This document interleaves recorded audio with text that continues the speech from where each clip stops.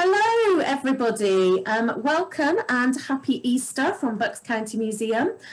We have a storytelling session today. My name is not Sue, although it says Sue here. She's our director. My name is Serena and I'm the learning manager at the museum.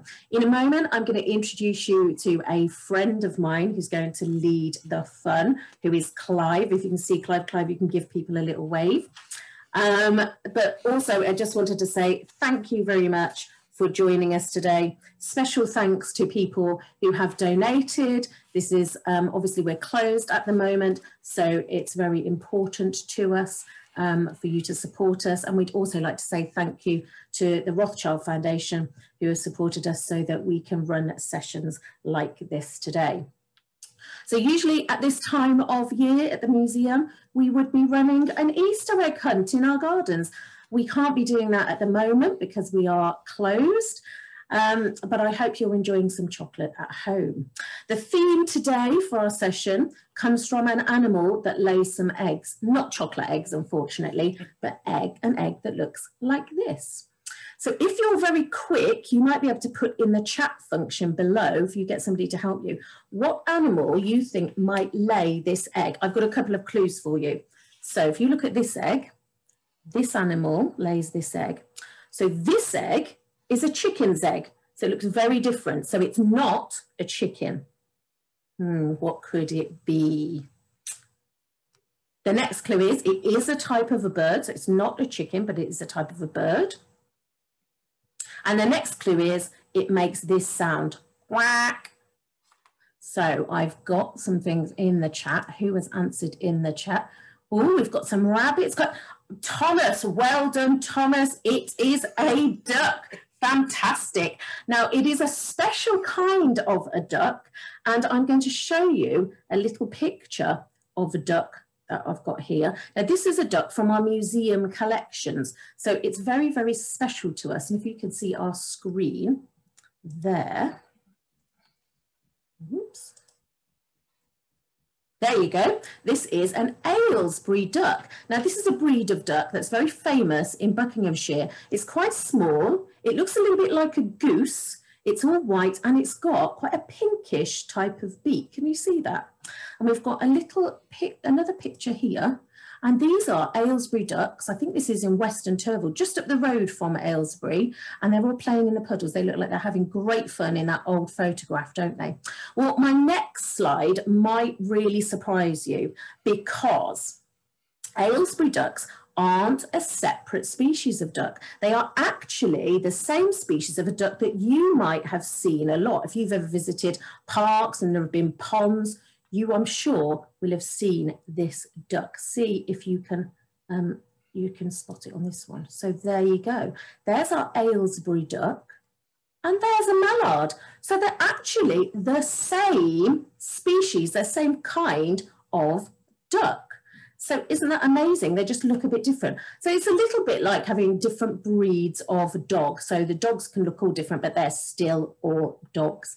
So I'm going to stop sharing my screen now because I think it's probably time to meet our special guest, Clive. He's there reading one of his books. So Mr. Clive Pig, he's a storyteller, he's an author, he's a musician, and best of all, he's a potato juggler. That's the thing I love best about a potato juggler. Without potatoes today, but he can juggle potatoes.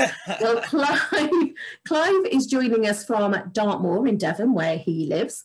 But at the moment, he's been doing sessions like this on Zoom all over the world, telling his stories. And I believe, Clive, you've been as far as China and some South American countries. Yes, China, Colombia, Peru and Singapore. I've been Paddington territory.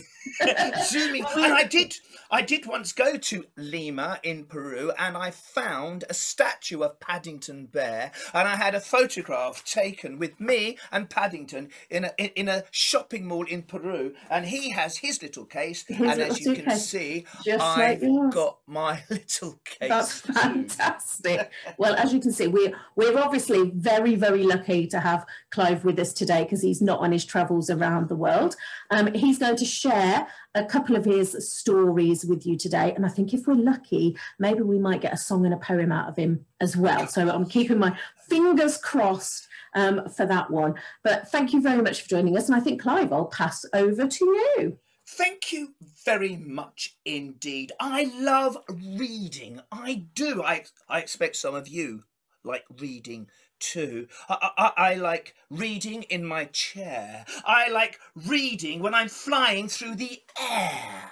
I like reading in a cave to a bear. I love reading everywhere. Not only do I love reading, I love writing, I love telling stories and performing poetry too. So we'd better get on with it, hadn't we? Now, I think we'll start with a song.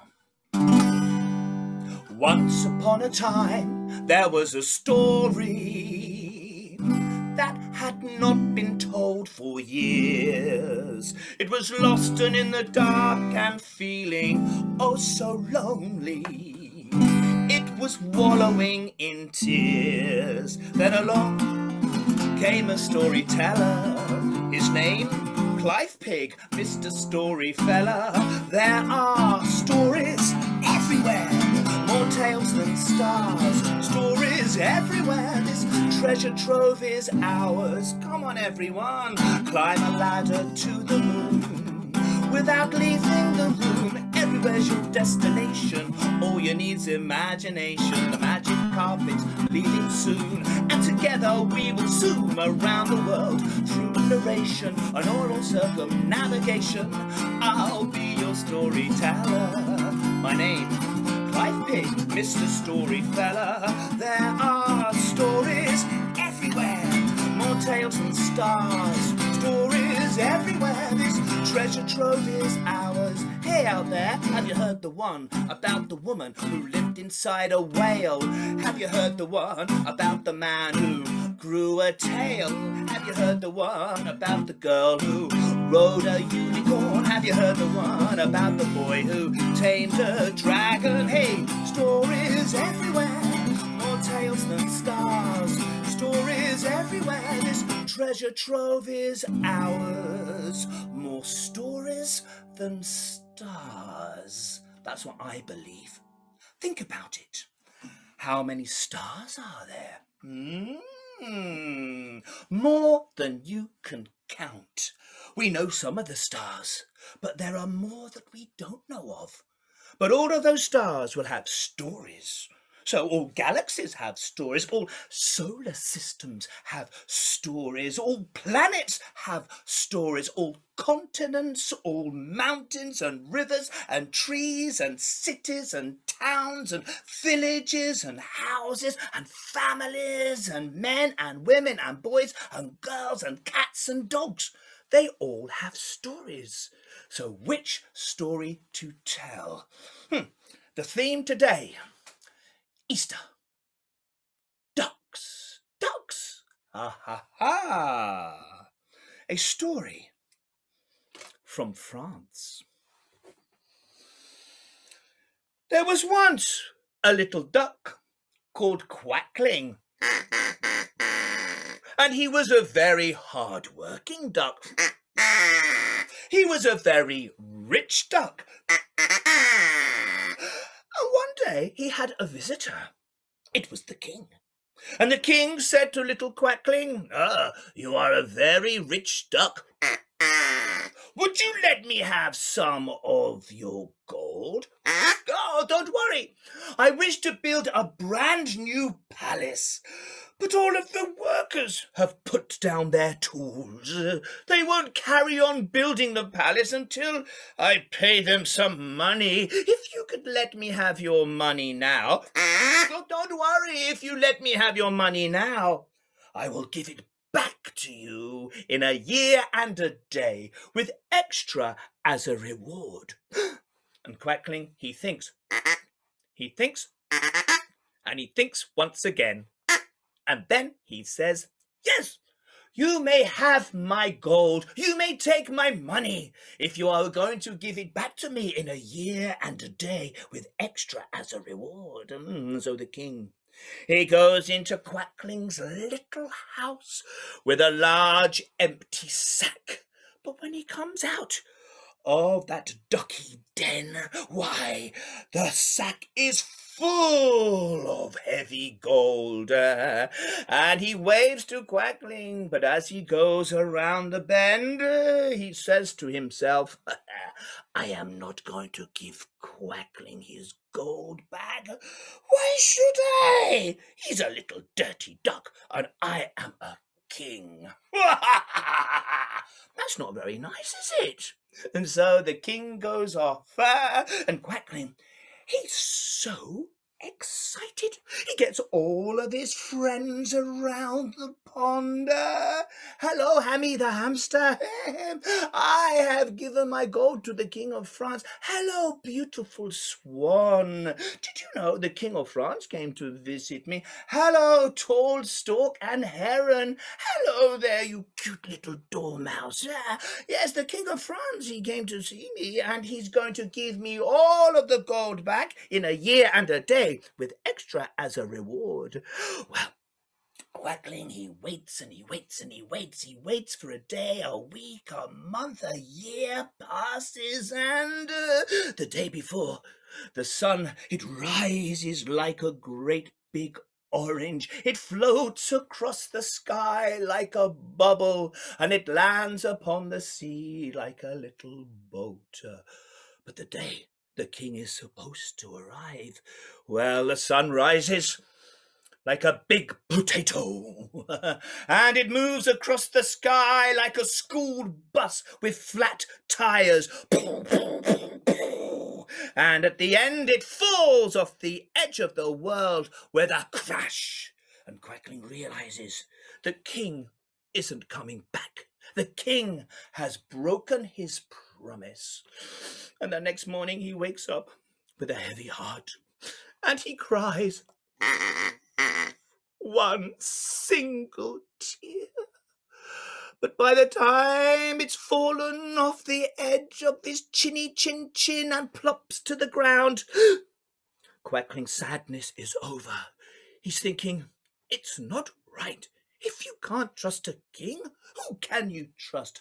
I'm going to get my money back. And he puffs out his little chest and he says, quack, quack, quack, I want my money back. Now, if I was there at Aylesbury Museum in Buckinghamshire, if I was there this morning, sharing this story with you, and you were there looking at me, I would get all of you to say that word. Quack. Quack. Come on. Quack. I want my money back. Come on. Look, I'm down in Devon. The wind's blowing in a westerly direction. If you say it loud enough, I might hear you. Quack, quack, quack. I want my money back. And off he goes to see the king. Well, after a while, he comes to a wall. You know what a wall is, yes? And leaning up against the wall, there is a ladder. You know what a ladder is? You climb up a ladder to get to the moon. But this ladder is leaning against the wall. And the ladder asks, hello, Quackling, where are you going? And Quackling says, hello, ladder, leaning nonchalantly against the wall. I'm going to the King of France to ask for my money back. And the ladder asks, may I come too? And Quackling thinks, why not? You can never have too many friends. And he opens up his sack and he calls out, quack, quack, quack, ladder into sack. And the ladder goes, whee, plop, into the sack. And Quackling continues on his way. But before he's gone too far, he comes to a river, and over the river there is a bridge, and the river calls out, hey, Quackling, where are you going? And Quackling says, hello, river flowing under the bridge all the way to the sea full of little fishes. I am going to the King of France to ask for my money back. And the river asks, may I come too? Quackling thinks, why not? You can never have too many friends. And you know what he does? He opens up his sack and he calls out, quack, quack, quack, river into sack. Come on, y'all. Quack, quack, quack, river into sack. And the river flows into the sack, and Quackling continues on his way. But before he's gone too far, he comes to a tree. Yes, a tweed tree. And from the top of the tweed tree, we hear bzzz. Is it a man with a chainsaw? No. Bzzz. Is it a koala bear playing a didgeridoo? No. Bzzz. It's a whole bunch of bees. And the bees call out, hey, Quackling, where you going? And Quackling says, hello, all you bees in the trees amongst the leaves. I'm going to the King of France to ask for my money back. And you've guessed it, the bees ask, can we come too? And Quackling says, yes, you can never have too many friends. And he opens up the sack and he calls out, quack, quack, quack, bees into sack. And all the buzzy bees, they fly into the sack, and Quackling continues on his way. And soon he gets to the brand new palace, the great palace built by the king with Quackling's gold. It is magnificent. If I was there with you now and you had pieces of paper and pens, you would be drawing the most spectacular palace. Oh, I could see it now. I can see the flags fluttering from the turrets. I can see the unicorns frolicking in the fields around. I can see the moat. I can see the King of France looking out the window, and he lifts it up and he shouts down, what are you doing here, Quackling? And Quackling says, quack, quack, quack, I want my money back. And the king says, you're not getting your gold back. Gardener, get down from that golden delicious apple tree. You can finish taking the flavour out of those fruits later. Dig a hole in the ground and throw Quackling to the bottom of it. So the gardener digs, chucks, dig, dig, chuck, dig, chuck, dig, dig, chucks the earth out. There is a great hole. He picks up little Quackling by his feathery little neck and he drops him into that hole. Poor Quackling, poor Quackling. How's he going to get out of the hole? No, he can't fly. The farmer had clipped his wings on both sides. He cannot fly. How can he get out of the hole? What's that you say? It's made of wood. Ha ha! The ladder! Come on, everyone! Quack, quack, quack, ladder out of sack, and the ladder flies out of the sack down into the hole, and Quackling waddles to safety. He goes back to the king and says, quack, quack, quack, I want my money back. The king was angry before. He's even angrier now, but he feels his tummy rumbling, and he says, cook, I know I have just had my breakfast, but I would like my lunch a little early today. And for my lunch, I would like duck soup. So the cook in the kitchen, he takes his pot and he fills it full of water. He puts that pot onto the cooker. He lights the flame, and there soon is the water ready for Quackling. And the cook gets hold of Quackling by his little neck and he plops him in the pot. And Quackling quite likes it. It's the cleanest water he's ever been in. Have you ever seen a duck pond? They're filthy. And as the water warms up, it reminds Quackling of a holiday he'd once had, paddling upon the Mediterranean Sea. But very soon, the water is getting so hot, his feathers are getting frazzled. How are we going to save Quackling from being turned into duck soup? We need to put out the flame. Yes, the river, you know what to say. Quack, quack, quack, river out of sack. Whoosh! And the river swooshes into the kitchen. It puts out the flame. It puts out the flame, and it picks up the pot. And there we have Quackling, like he's on a little boat floating to the bottom of the stairs, where the king is coming down for his lunch. And he says, "Cook, I know I like my roast beef a little red, but this is ridiculous. If I eat Quackling raw, I'll get salmonella poisoning." But Quackling doesn't care. He puffs out his chest for the last time and says, "Quack, quack, quack, I want my money back." If the king was angry before, he's even angrier now. Oh, steam is coming out of his ears. Smoke is coming out of his nose. His eyes are popping out like pickled onions. And he says, "I've had enough of you, Quackling. Come here." And he gets hold of poor little Quackling. And he starts to... He's lost his quack. And so, how are we going to get Quackling's quack back? I have to buy another one of these from the local shop in Chagford on the edge of Dartmoor. Oh, what's left? No, the ladder's having a lie down, because when it went into the hole, it went upside down and all of the blood went to its head, so we can't rely on the ladder. Oh, the river has been swallowed by the sea. Of course, the bees. Let's call out. Quack, quack, quack.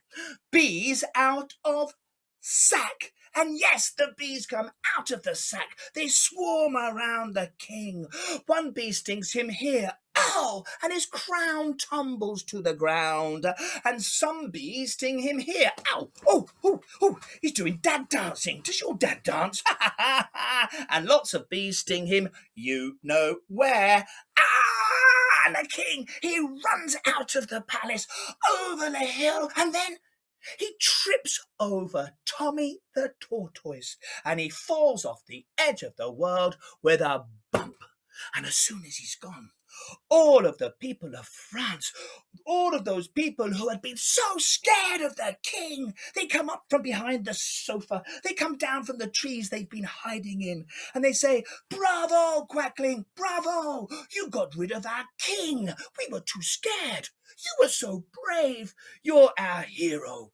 Would you like to be the king?" And Quackling thinks, have they ever thought of forming a republic? Oh, it's too advanced for these people. Yeah, I will gladly be the king. And they make a little crown for Quackling, and they put it on his head. And that's how they say, once upon a time, a duck became the king of France.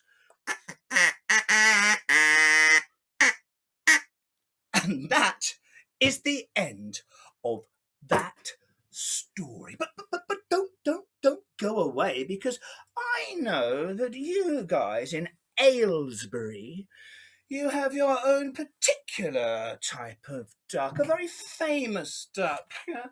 And when I've been learning about the Aylesbury duck, that white duck, there used to be hundreds and thousands of them. And I know that Serena and I, we've discussed this, that in the past there is a legend that the ducks would have to walk all the way from Aylesbury to London to get to the market too. But I also found out that Aylesbury ducks are a little bit different than other sorts of ducks in that they tend to fall over, and not just on a Friday night walking home. No. And so it's inspired me to write a poem. I wrote this one yesterday. It's called Unplucky Duck. What is it ails the Aylesbury duck? It's pale, it's frail, it's down on its luck. Its feathers are ruffled, it's tired and it's troubled. It waddles, then wobbles, then tumbles and topples. Something's failed the Aylesbury Duck. It's gone off track. It's on its back. Alas, alack, it lacks its quack. What could it be? Oh, look, I see. A fox got its tail. It's lost its pluck. That's what ails the Aylesbury Duck. Now, as Serena showed you, that lovely duck egg. But there are plenty of other eggs around at the moment, are there not? Look here. Don't tell my son, Oscar. I've just been to his bedroom and I've got his Easter egg. He and his girlfriend, Rebecca, they're aiming to eat these eggs later. They're probably going to get back into their room while I'm out here, and they're going to see that the Easter egg is missing. Oh, hey, I better not hold that too long because my hands are hot and this is beginning to melt. And have you done an Easter egg hunt out in your garden?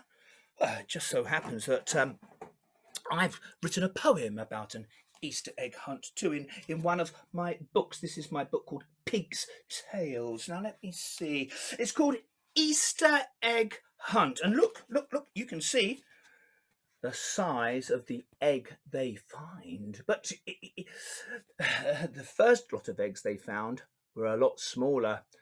I wonder what laid that egg. I know somebody I saw in the chat. They wrote that a rabbit laid one of the eggs that Serena was holding. Oh, that's funny. I like that. Made me laugh. Let's see. It's a lot of girls. They're all sisters in this poem.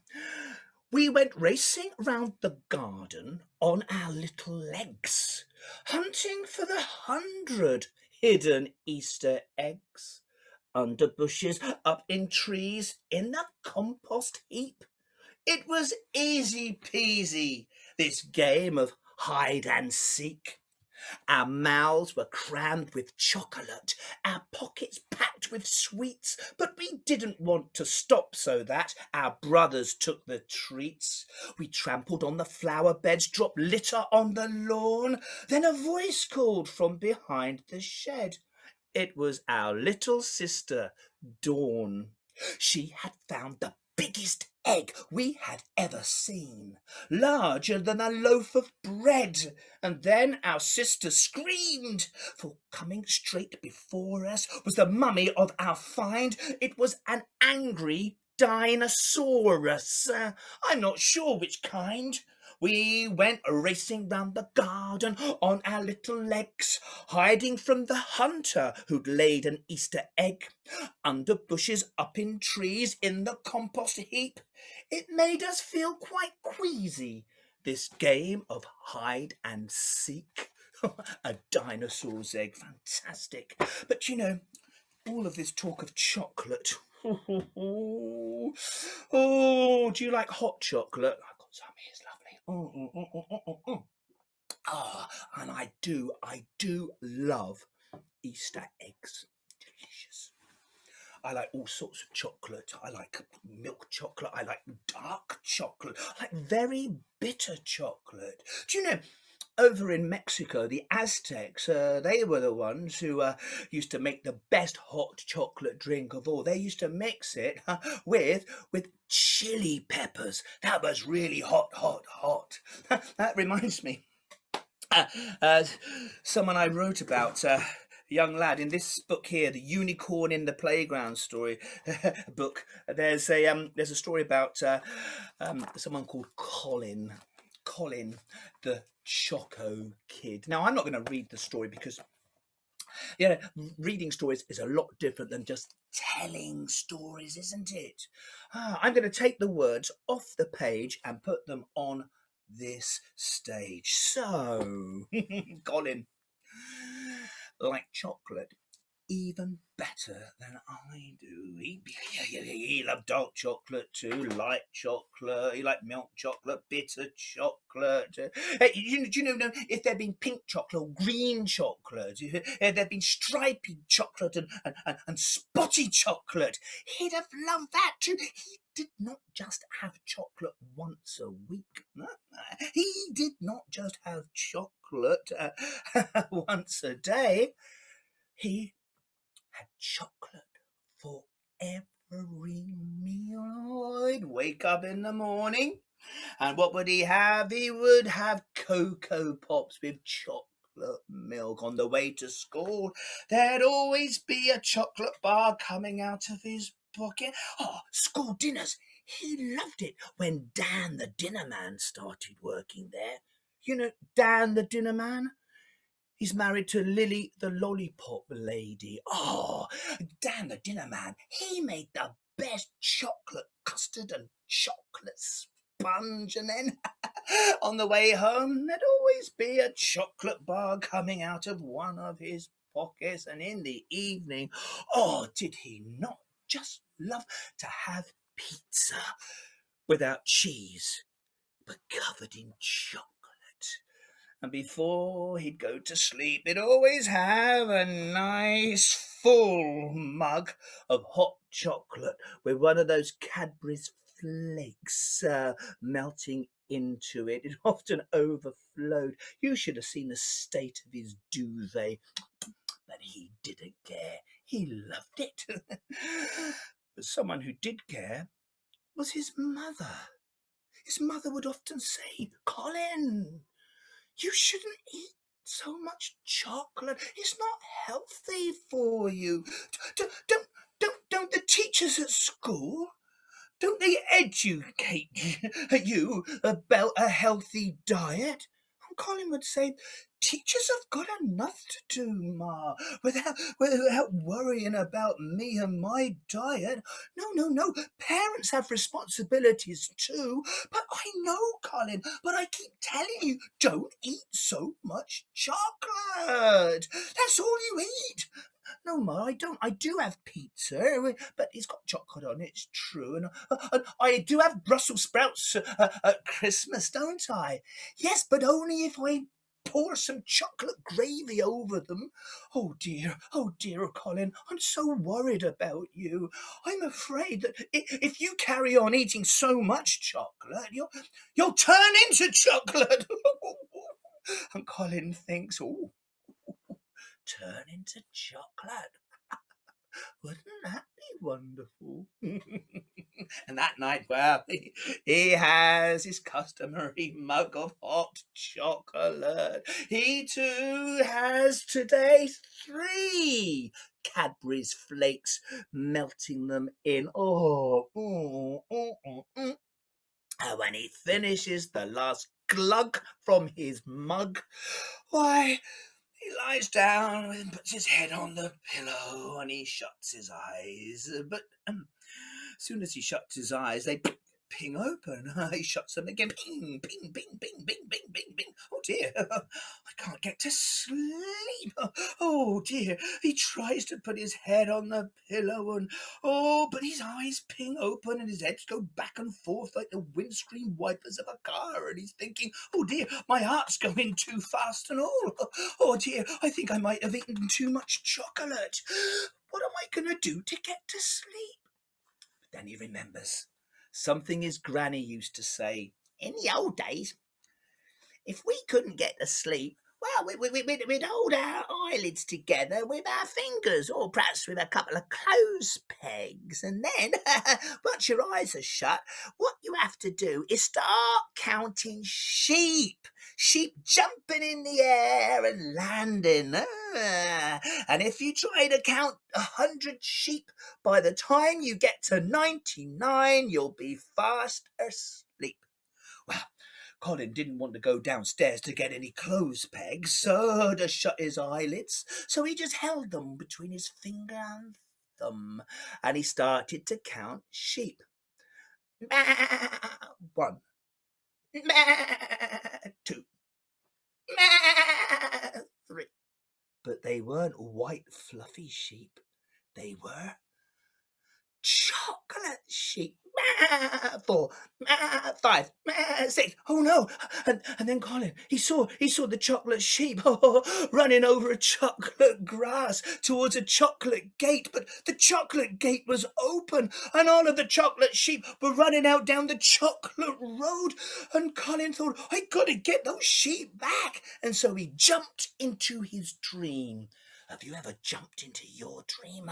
And he starts running after the chocolate sheep down the chocolate road beneath a chocolate sky with a chocolate sun, with chocolate trees and chocolate birds. And the next thing, he's in a chocolate car, going into a chocolate town, going the wrong way round a chocolate roundabout. And then he stops at some chocolate traffic lights. That's confusing. And then he starts off again, and he sees a chocolate zebra crossing with a chocolate lady, with a chocolate buggy, with a chocolate baby, with a chocolate dummy, and she walks by. And the next thing, he's in a chocolate factory. Oh, there's lots of tubs of chocolate going boom, boom, boom. And he walks up some chocolate stairs, and there he is up the top of the stairs. He puts his arms out like a chocolate Tom Daly, and then he dives down into a big lake of chocolate, and he swims, and he swallows, and he swims down to the bottom of the chocolate lake, and there he lies, with his hands on the back of his head, in chocolate heaven. And then he wakes up. Ooh, what a dream. What's that smell? It smells like the chocolate in my dream. And he looks at the pillow behind, and there is a hair. But my hair's white. This is like chocolate. It is chocolate. Like the chocolate in my dream. And then he looks at his hands. He looks at his legs. He looks at his toes. He looks at his body. I've turned into chocolate, just like my mother said I would. Wow, amazing. I've turned into the yummiest, scrummiest food in the world. Breakfast in bed. Yay! And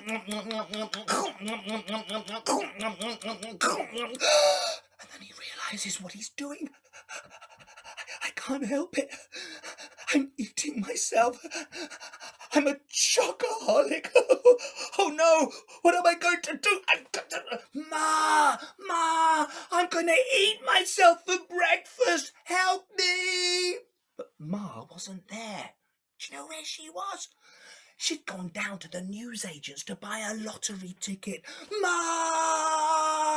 And Colin jumps out of bed. He runs down the stairs, out into the street, and then he sees his two best friends.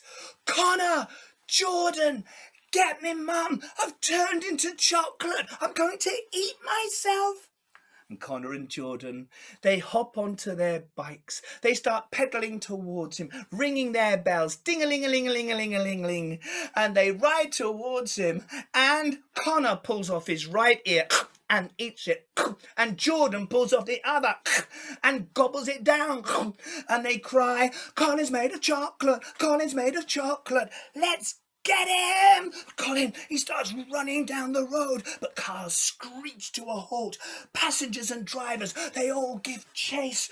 Politicians, teachers, post office workers, shop workers, footballers, everyone's chasing him. Everyone's grabbing a piece of Colin. Oh, a blackbird flies down and pecks off his nose. A cat comes by and licks off his toes. Help! Just then, who comes by but old Mr. Newton, the retired primary school head teacher. And he says, "Stop, everyone. I'm surprised at your behaviour. I taught your mother, boy. Go back home now. Come here, Colin. Come this way. You'll be safe with me, old Mr. Newton."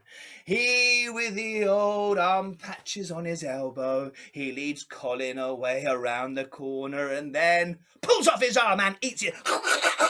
Colin's made of chocolate. Colin's made of poor Colin. There's not much left of him at the end of the day. Here he comes now, rolling along the alleyway. No, it's not a hedgehog. It's oh dear, poor Colin. All that's left is his head. Oh, it looks like one of those battered 10-pin bowling balls. No, it doesn't.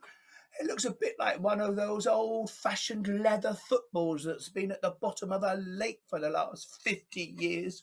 Colin's head rolls towards the pavement. It stops. It looks right, left, right again.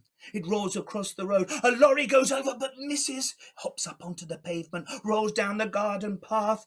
He takes a quick breathe and he hops through the cat flap. Ding! Then up the stairs he jumps. Boing, boing, boing, boing, boing, boing, boing, boing, boing. And Colin lands back in bed on his pillow. Just then, who comes up the stairs but Colin's mother? "Hello, Colin. You've been out a long time. Where have you..." "Colin! Oh, Colin, look at the state of you. Oh, no, I knew something like this would happen. You and your chocolate fixation. What am I going to do?" Poor Colin. It's hard to talk when there's not much there. But Colin says, "Ma, everyone's been eating me. Can you make me better, please?" "Oh, Colin, oh dear, oh dear, oh dear. What can I do? Don't look at me like that, all of you in Aylesbury. I try to be a good mother, but Colin wouldn't listen to me. I expect you listen to your parents, don't you, and do everything they ask of you. But Colin, he was just so independent. Oh dear, what am I going to... Oh, I know. I can make some marvellous medicine." I've got his secret stash of chocolate. I think his friends used to buy it for him. I found it under the bed. I found some in the wardrobe. I've got it in a carrier bag down there in the cupboard under the stairs next to Henry the Hoover. I'll go and make him some chocolate soup. And she goes down and she gets the chocolate. She's got the pot on the cooker and she unwraps a Mars bar and puts some galaxies in there too. Oh, what's this? Oh, a marathon bar. Oh, I could sell that on eBay. Oh, there's some Snickers too and some Maltesers. And very soon she's got a nice chocolate soup bubbling away. And then she takes it upstairs in a bowl and she says, "Colin, now open up your mouth. I'm having to feed you like when you were a little one. Open up. Oh dear, you haven't got many teeth left." And then she puts a spoon of chocolate soup into his mouth. Oh, and his neck grows back. And then she puts some more in and his ears and his hair come back. And then his upper body and then his legs and then his feet and then his hands. And then he jumps out of bed and says, oh, the chocolate soup's done. It's worked marvellously. Look. Oh, Ma, is there any more chocolate soup left? Because look, I'm missing something. Ma says, no, you've had the last of it. Oh, I know. I've got some chocolate biscuits hidden away. That should do nicely. And she goes to get the chocolate biscuits from her secret hiding place. She had to keep them away from Colin, of course. And then she pops one into his mouth. And then another. And then another. And then another. What sort of biscuits were they? No, not chocolate bourbons. They were chocolate fingers. Yeah. And Colin says, Ma, look. Oh, there's one missing. Are there any more? No, there aren't. Oh, Oh, you got a missing finger. Never mind about that. Do you know what? When I'm older, I could get a job working as an early years teacher, teaching nursery rhymes. 1, 2, 3, 4, 5. Once I caught a fish alive. 6, 7, 8, 9, 10. Then I let it go again. Why did you let it go? Because it bit my finger so. Which finger did it bite? This little finger on the right. And Colin's mum says, oh, that's a good ambition to be an early years teacher, especially you being male and that would be a good role model. But no, you've got more problems than missing a finger, my dear. What's that? I can live with that. No, look in the mirror. And he looked in the mirror. And you know what he saw? Ma, I'm still made of chocolate. What am I going to do? It's sunny outside. I'll probably melt. What am I going to do? And I'm wondering, what is he going to do? Because, you know, Colin, he's moving school. I know it's unusual to move school at this time of year, but he's going to a new school after the Easter holidays. And do you know which school he's going to? He's going to your school. Do you think you'd like to be Colin's best friend? Would you protect him from the others? Would you? What about the teachers? Have you ever been into a school staff room? It's full of cake and chocolate. If I was with you now, I would now get you to tell the next part of the story of what happens on Colin's first day at school. But I don't have time. I don't have time to hear your ideas now, but perhaps you could put some of your ideas down in the chat. In a moment, I might be speaking to Serena. Serena might come and ask me some questions. Oh, let me know if anyone's put anything into the chat, because I can't actually see that. But what I would like to do is this. I'd like to end with one of the shortest songs and one of the shortest stories ever. Indeed, they're in these books here. This is one of my books, The Unicorn in the Playground. There's this one here, which is Jurassic Cove, and this is about a couple of people who turn into dinosaurs when they go on holiday down to the Jurassic Coast, indeed. And I've got my other one here called Pig's Tales. Lots of my stories are very, very long, but some are shorter than others. For example, the song.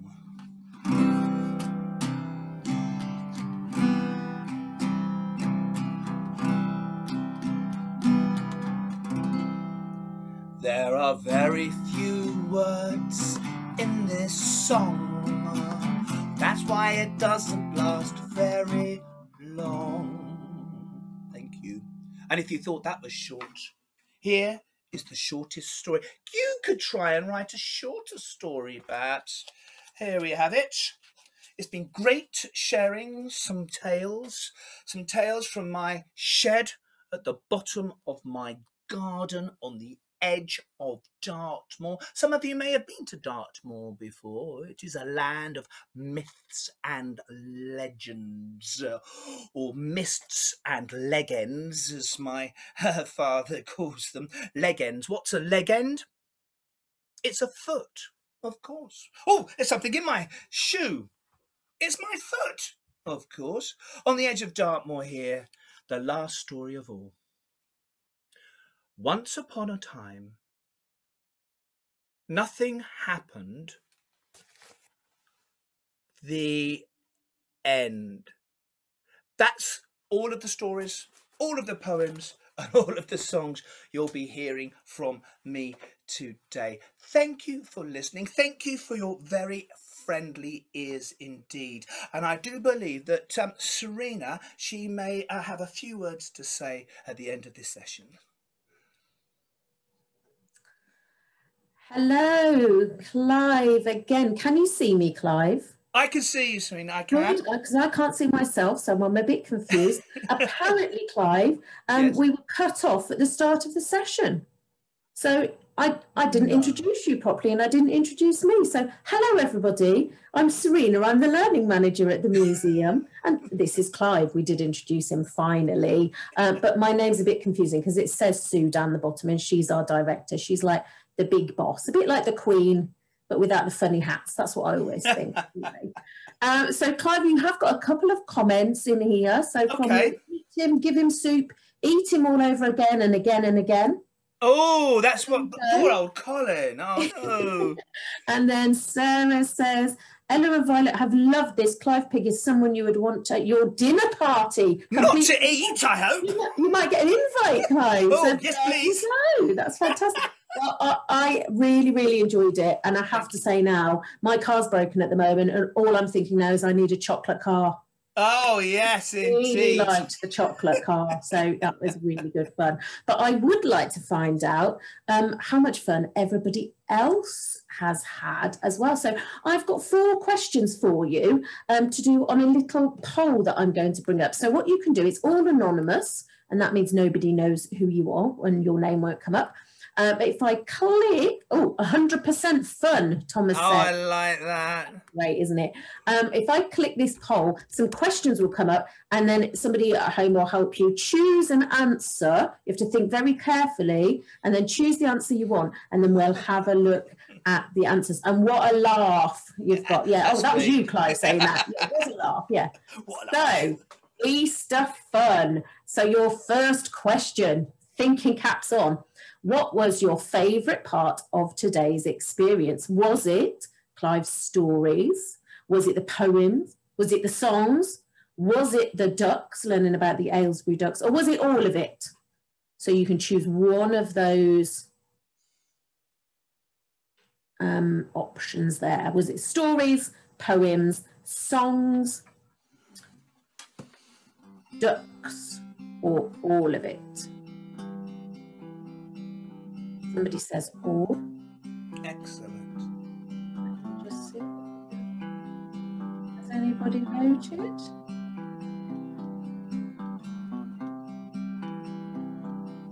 Or we might have to do all of the polls. Is the polls not coming up, maybe? If maybe, nobody's voted. Let me just shut that down and see if the polls will come up. Thank you, Clive. You are. I don't think my poll is going to work today. Oh. That's a shame, isn't it? Let me click out, maybe try that again. Someone's written in. Relaunch polling. Let's relaunch it and see if it works. Some people have written down in chat instead. They have, haven't they? So that's really good. If you can do down in chat, because it's not letting you.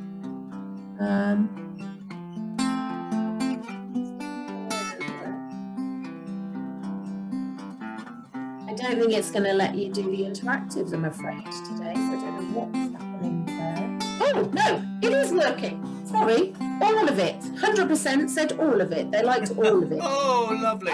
Okay, so people have done all of the questions. So do you think today's session was too short? Was it too long? Or was it just right, like baby bear's porridge? So that's changing all the time. A few people thought too short. They want more of you, Clive. More? And most people thought just right, like baby bear's porridge. And then a question for the grown-ups. Would you be interested in joining us today for any of the following online events for adult audiences? Books, folktales, storytelling, craft workshops, museum object talks, or none of the above. Ooh, nice mixture. It's an interesting number. We've got 50% for one. Oh, because you can choose more than one. It's multiple choice on this one. So quite a lot of people would like craft workshops or museum object talks. Some people would like folk-telling as well. And last question, we are opening brand new galleries in the summer along with a special dinosaur exhibition. Are you going to visit us? Most people have said yes. Somebody said no. Oh, that's a shame. Perhaps they'll be away. Perhaps they'll be away somewhere. Perhaps they'll be away, yeah. But come and visit us some other time. Dinosaurs is opening before the holiday as well. Thank you very much for filling those in. I'm going to finish that now, end polling. And download those results. And it's just left for me to say, Clive, a happy Easter from all of us. And thank you. It's been lovely having you with us today. Absolutely. Really, really good fun. We hope to see you again in the future. I'd love to indeed. I certainly. Oh, is that your Easter egg? I'm jealous. Yeah, it's my son's Easter egg. Shall I give it back or not? I better. And I will say happy Easter from everybody at Bucks County Museum, and we will see you again soon, hopefully. Thank you very much and goodbye. Happy Easter, everyone. Happy Easter. Bye.